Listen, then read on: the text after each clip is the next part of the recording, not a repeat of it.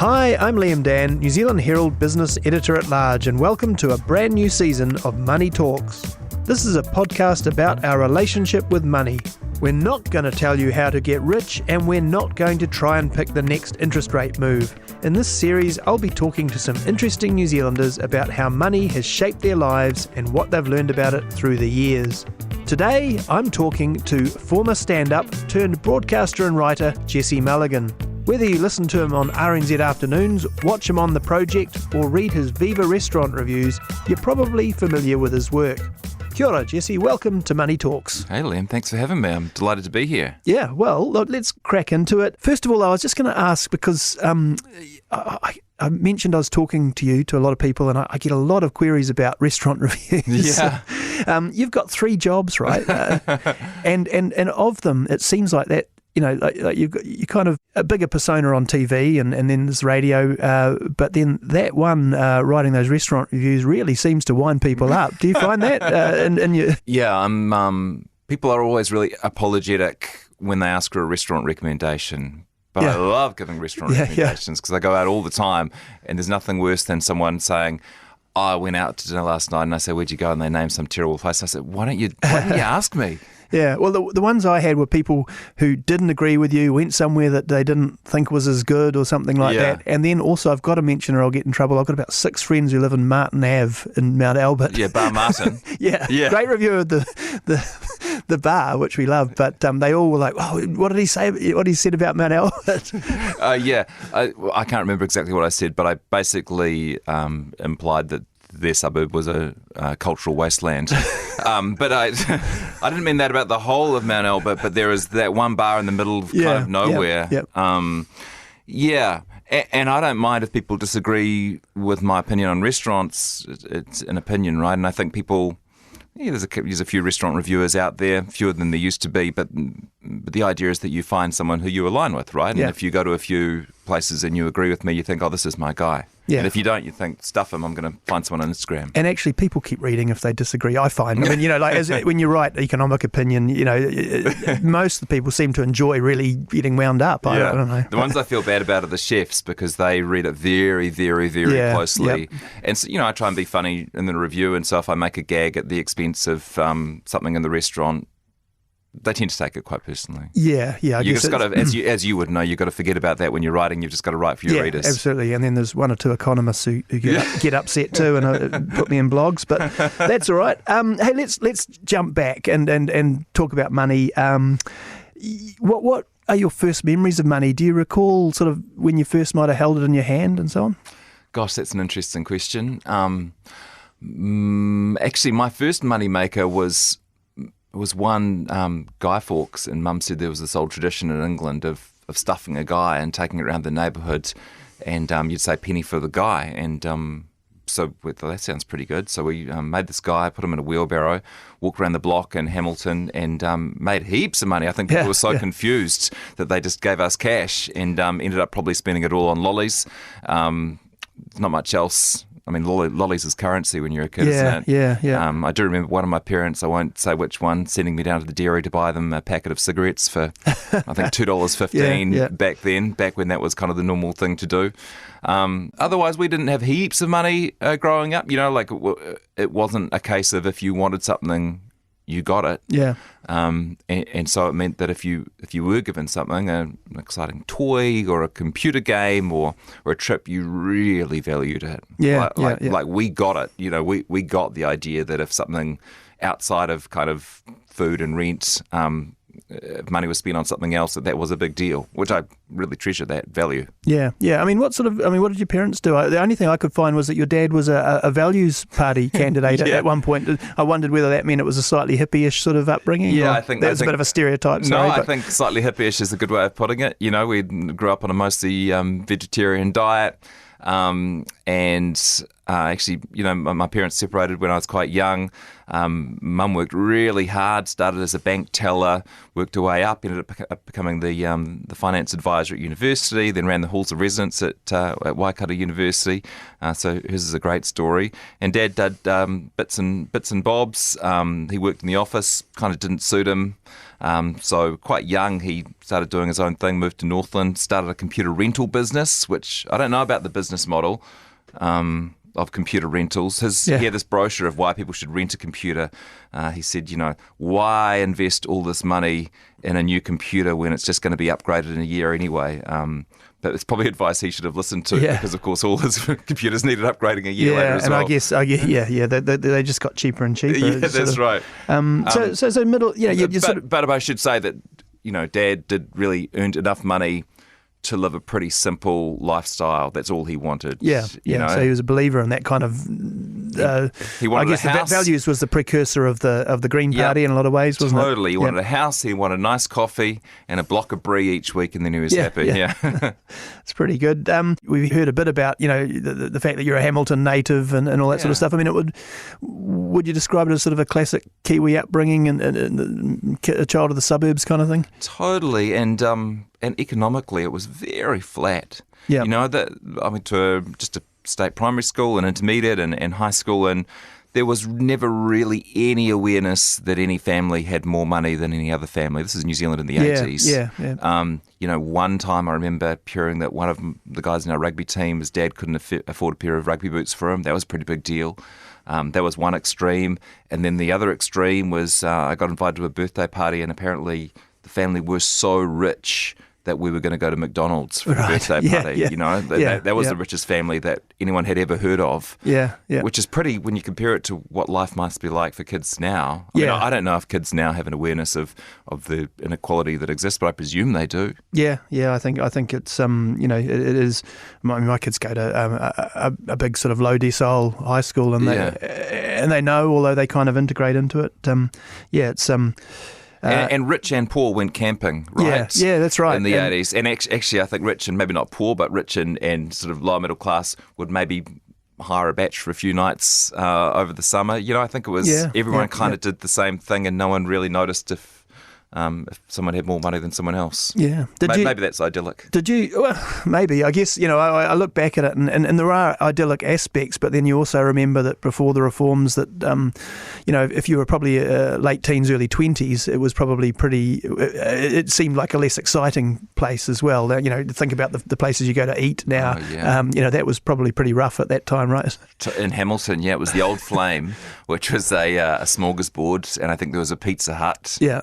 And that was pretty much and maybe a McDonald's at some point, but it would be a big deal when it arrived. There was a KFC in Hamilton East, and we lived 100 metres from it, and I didn't eat KFC for my entire childhood. I don't think. It was our birthday treat. Right. That was so did you get pocket money, or did you get a part-time job or anything like that? I mean, I was always kind of funny with jobs. I do on TV and radio now, and I always did that sort of thing. My first job, I think, was hosting a quiz night at a tavern in Hamilton, and then I got paid to do stand-up and did a bit of emceeing, and so I never really had that kind of job.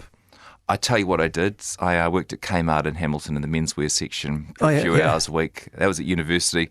But at school, we were always pretty looked after. I remember taking a few bucks to put in the post office savings bank every Tuesday. Yeah. But actually, Mum supported me through university, which was really cool. So that was kind of the most pocket money I ever got was when I was going through university, because that must have been probably, I'm guessing, of your age, just after they'd sort of brought in the reforms, and you would have been, the glory days of big student allowances and things would have gone. Yeah. I got the maximum student loan at university, and I got it on the basis that I was borrowing from my future self. So I thought one day I'll have a great job, and I will encourage my 19-year-old self to borrow this money, this $4,500 and have some sort of life at university. And that ended up being true. I never begrudged it. No, and in a weird sort of way it worked out, but you didn't take the steps that maybe necessarily guaranteed that. It doesn't seem like you didn't do the... Well, you did do some law, right? Or I did a law degree. Finished that.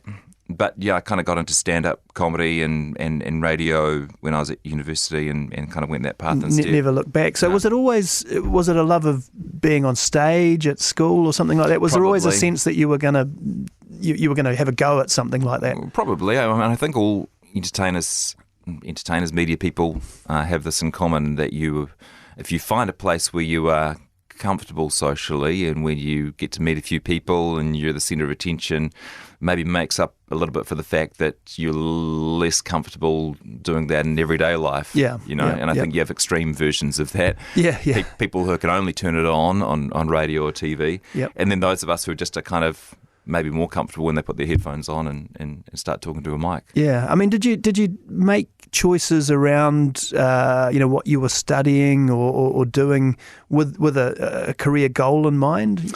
No, I left school at sixth form. I'd done pretty well at school, and so not having any kind of major ideas about what I wanted to do, I just I did the degree that I thought would be kind of like most valuable, which was a law degree in Hamilton at that stage. Kind of wish I had done that extra year at school now. That's when everyone started kind of hanging out and socialising and making decent friendships. Meanwhile, as a 17-year-old at university, I wasn't allowed into the toga party because I didn't have ID. But you weren't. You never. Moved to Auckland, joined a law firm. That wasn't on the cards. No, I did apply for a couple of clerkships and got knocked back, and then so I thought, stuff it. I'm not going to be a lawyer then. That was kind of the personality at the time. If I didn't immediately succeed at something, just flag it, which is a terrible personality trait and one that I'm trying to iron out of my own children. Yeah. Can I ask, what's the poorest you've ever been? Was there a point where you were really struggling, or it's a tough. I mean, it's a tough gig, wanting to be a stand-up. Really. Yeah. Yes, I think of two times. One is when I was a student and going away to the beach with my friends, and I remember how poor I must have been because my groceries that I took for a week away in Tairua was a jar of domio and a loaf of bread. And at night for dinner, I would spread the domio sauce onto the white bread and eat that. It's really tragic. The other time was kind of post. I did 8 years in radio, commercial radio, and then did my OE in the UK and kind of had to start again over there. So I went into PR to earn £24,000 a year as a PR, which, when you're in London doesn't go very far. Yeah, so that was a time where every pound counted, Yeah. And how about actually having a bit of money, or even when you were poor, but what's the sort of most indulgent purchase that you would say that you've made over the years? Oh, gosh, that's a great question. I did kind of get into suits for a while. And I've kind of always been interested in style, but, you can see me now. I'm kind of got the dad bod and the dad outfit, just wearing the basics. But there was a time when I was kind of maybe just pre-children and just post earning a decent salary where I would go into Crane Brothers and get measured up. That was a lovely indulgence. Does being on TV help now? It must help now. They must have a few nice jackets for you when you arrive. I arrive on a Monday and there are 5 outfits hanging on the rail, and just to make it idiot-proof, one has Monday written on it and one Tuesday, Wednesday. Yeah. Oh, that's almost like David Beckham in his organised life. Yeah. So maybe because of that, what I wear in the other times has become more and more casual and more half-hearted. Yeah. So take me through just a little bit of the career path to going from, I guess first stand-up gigs and pubs and things and stuff through to, ending up, I guess, on the project, which is the highest profile role. But just something's gone right. There must have been a step there where you kind of got a break into the media. Yeah, I think in the early days, everyone wants their show to be funnier, right? So being a stand-up really helped. There weren't many comics around in those days, so it was the Edge in Hamilton, who a radio station who needed a funny out and about guy, and so I got a kind of a way into radio there, and that ended up turning into a full-on career. And then after the OE, I came back here, and 7 Days was just starting up, and they needed writers for that, and so I started writing gags for 7 Days, and eventually got onto the panel. And so I think actually joke writing, although I don't do so much of it anymore, has kind of been a way in to some of those bigger roles, and now, in fact, probably arguably the straight guy on the TV show.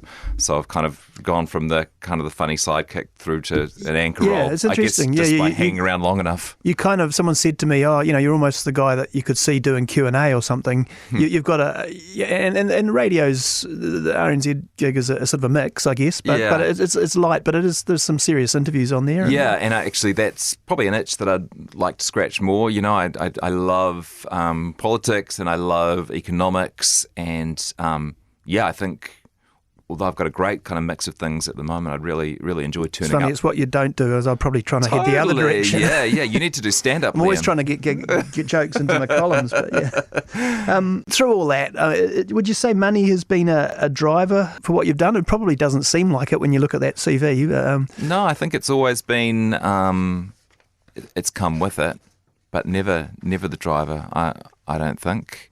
But I guess I'm lucky in that if you stick around long enough and reach a certain level, then the money comes as well. But I don't enjoy the negotiation, the salary negotiation particularly. I do enjoy not having to think twice before making a purchase.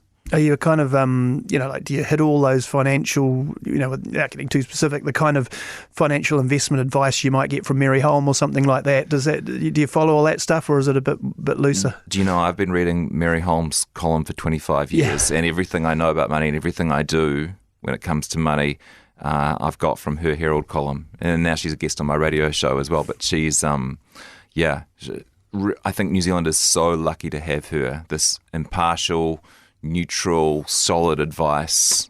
Yeah, it's kind of all you need. I guess right? The question is, have you followed it, or do you? I have, yeah. So just, to the letter, to the letter, and I don't really. And it's just doing the basics right, isn't it? So that everything sort of falls into place, and you don't have to worry about it. Paying off debt before you launch a savings account, or buying an index fund, a diversified index fund, instead of picking certain shares. Yeah. I mean, I guess that segues to some of the bigger questions I've got, which is sort of, I ask people, and it goes to politics a bit too, but why you think some people are stuck being poor and why some people are rich. What sort of do you think drives that divide primarily? It's a really big question. It is a big one to drop on people. Well, I think the system's stuffed. Yeah, well, that's yeah. And even if you believe in capitalism only works when it's an even playing field. Even the purest capitalist, the purest libertarian, has to believe that the playing field has to be equal, and that's what I think doesn't make sense about a lot of the stuff we're seeing in this election campaign, is it hasn't acknowledged the systemic problems that mean that if a child is born in Herne Bay, they'll have so much more opportunity than a child who's born in Papakura. And it's interesting. You must have, because you must have interviewed the politicians on the trail. I've done a few, and they almost get in a position where you can see that what they probably believe deep down, but they can't say it. We've got an electorate that won't let them say that house prices need to go down further, or all these things that for some reason are deemed unsayable. And it's tragic. And I mean, do people not want to hear that? Who knows? Focus groups tell them that they don't. Focus groups tell them that people are economic units that make a decision purely on what's in their own interests, but it'd be great to see someone challenge that, to offer a vision, or offer a vision of a world which is community-based, a world in which you're voting for the greater good of New Zealand or for the community rather than for you as an individual. We don't have the choice at the moment. Yeah, if you could drive a big policy, or were in charge briefly to make a big policy change, is there something that you would most want to see done in this country to try and resolve some of those issues? It would be radical and urgent action on climate change. Yeah.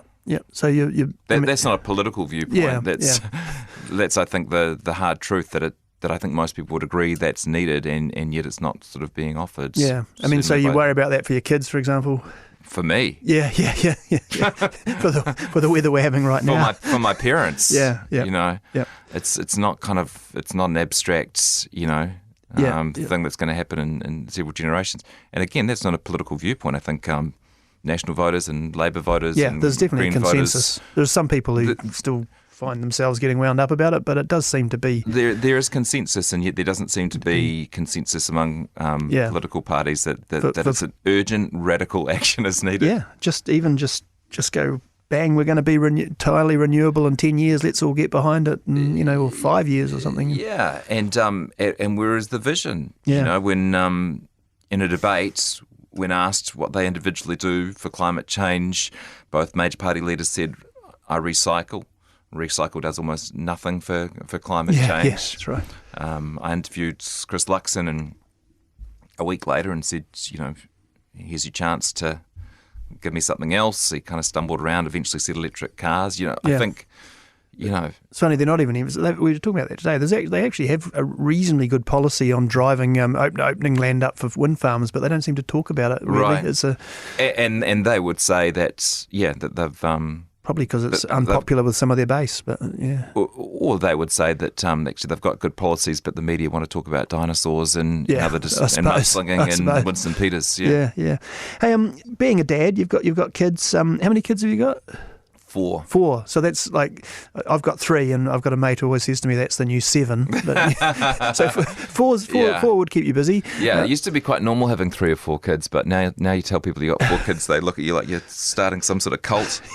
So how's that? You know, has it changed your view or your relationship with money? You know, feeling, you know, having kids and that sort of pressure to provide. Yeah, certainly the security and stability and prospects of my children are the main priority now. Yeah, I don't know if it's changed what I spend. I suppose it has.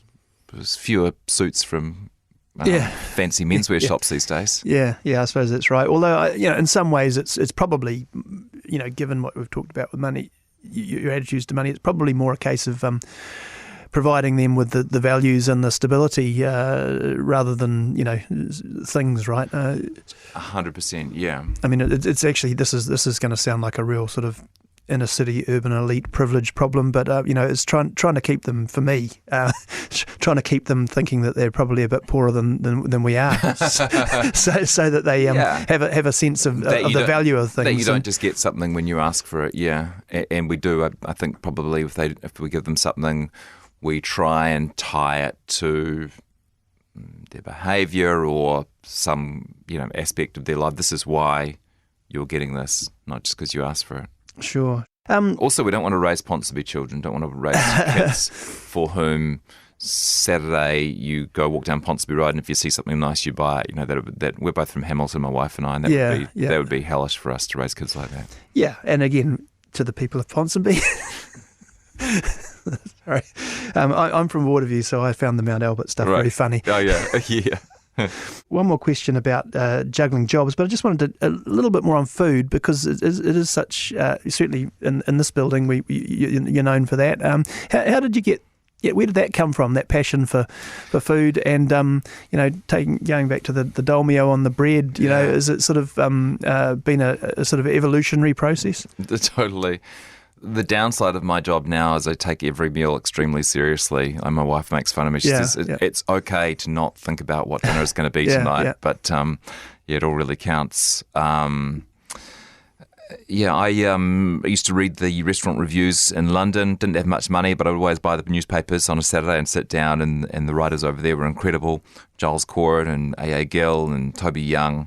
You know, they would write reviews with jokes in them. They'd write reviews that were interesting enough for me, someone who would never afford to eat any of those restaurants. And so when I came back to Auckland, I thought, there's kind of a space for that sort of writing here. And so that's what I try to do. You targeted it. Yeah. No, that's great. So something, you know, they sort of stand alone and that you can sort of enjoy reading them even if you might never go to those places. Hopefully. Yeah. Okay. Which is probably true of your business writing as well, right? I guess so. Yeah. Certainly, I write about stuff. I'm not a crazy, mad money investor or anything like that. So, I think it should be fun and interesting for its own sake. And if it rubs off, you know, if you think about money,